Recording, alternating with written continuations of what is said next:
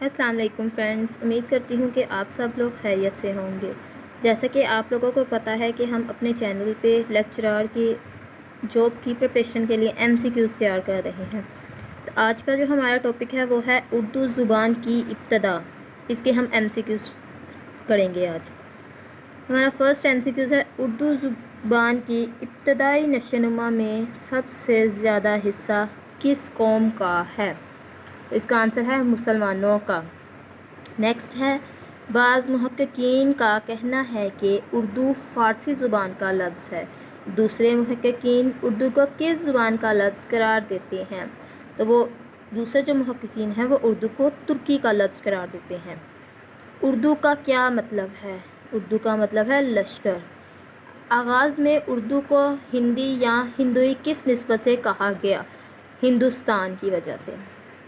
لفظ ہندی سب سے پہلے کس کتاب میں استعمال ہوا؟ یہ سب سے پہلے لفظ تسخ بابری میں استعمال ہوا۔ کس شخصیت نے 1791 میں قرآن پاک کا ترجمہ کرنے کے بارے لکھا تھا کہ یہ ترجمہ ہندی میں ہے، ریختہ میں نہیں؟ تو یہ جو لائن ہے یہ شاہ عبد القادر نے کہی تھی۔ ملا وجیح نے جب اپنی مشہور کتاب صبرس 1635 میں لکھی تو اردو کو کس نام سے منسوب کیا؟ انہوں نے اردو کو ہندی کے نام سے منسوب کیا۔ کس مغل شہنشاہ نے ہندی کا رسم الخط نسخ سے تبدیل کر کے نستعلیق میں تبدیل کروا دیا؟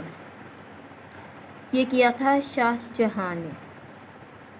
نیکسٹ ہے، انگریزوں نے جب فورٹ ولیم کالج میں پہلی مرتبہ چھاپا خانہ لگایا تو اس میں کون سا رسم الخط اپنایا؟ انہوں نے نستعلیق اپنایا۔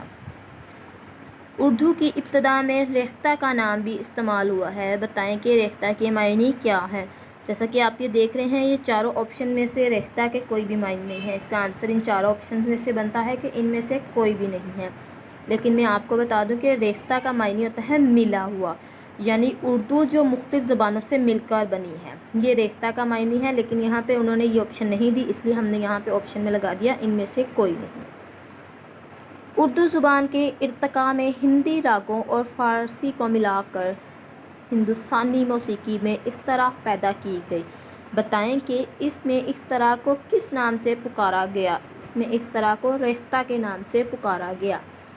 اردو کو ریختہ کیوں کہا گیا؟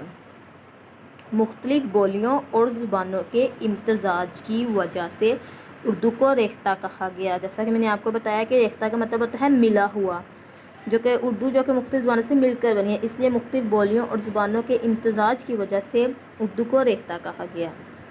شہنشاہ اکبر کے زمانے میں ریختہ کا لفظ زبان کے لیے استعمال ہوا، بعد ازاں یہ لفظ کن معنی میں استعمال ہوا؟ بعد میں جو یہ لفظ ہے یہ شاعری کے معنی میں استعمال ہوا۔ ریختہ میں سب سے پہلا دیوان کس نے مرتب کیا؟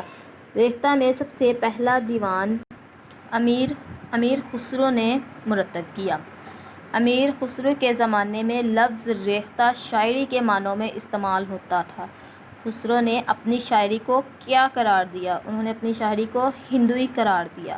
لفظ ریختہ کو کس نے متروک قرار دیا؟ ناسخ نے۔